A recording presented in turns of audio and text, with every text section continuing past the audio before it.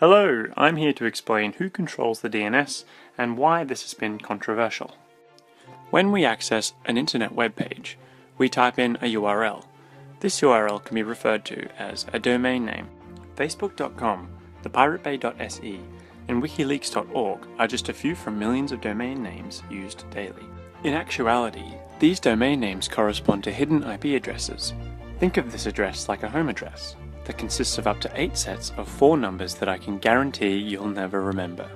In some cases, you can access a website's IP instead of using the domain name.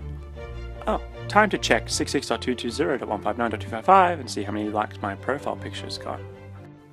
Hence, some very smart people developed the domain name system, or DNS, that assigns easily read and remembered website names or domains to corresponding IP addresses.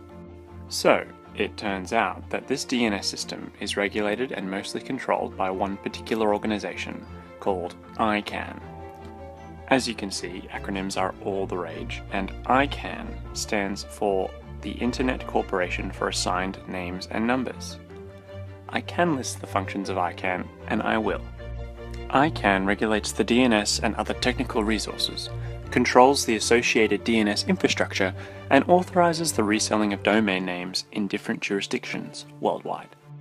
There has been some controversy over the centralized control of the entirety of the domain name system, which is fair enough considering one who controls the DNS controls the internet. The internet is an incredibly powerful resource, and the ability to alter or disable domain names that are linked to IP addresses would be invaluable to anyone with a malicious or greedy intent. If misused, some websites could simply become inaccessible, or users could be restricted in the domain names that they can register for their websites, which raises freedom of speech concerns. Even more concerning is the fact that ICANN is a Californian-based organization who is contracted with the US government's National Telecommunications and Information Administration. This means that the US government oversees, or at least has some degree of control over, a global system. Despite reassuring the world that the NTIA is impartial with its power, the fact remains that this supervision is hardly democratic and arose from prior circumstances where such regulation was required in the early stages of the Internet. To rewind just for a moment, the Internet Assigned Numbers Authority, who was and is closely contracted with the US government, regulated the DNS at its inception. In 1998, ICANN was established and replaced the IANA to alleviate fears that the DNS was solely controlled by the United States. Many internet groups were still unhappy with that arrangement, as ICANN still had a nexus with the US government.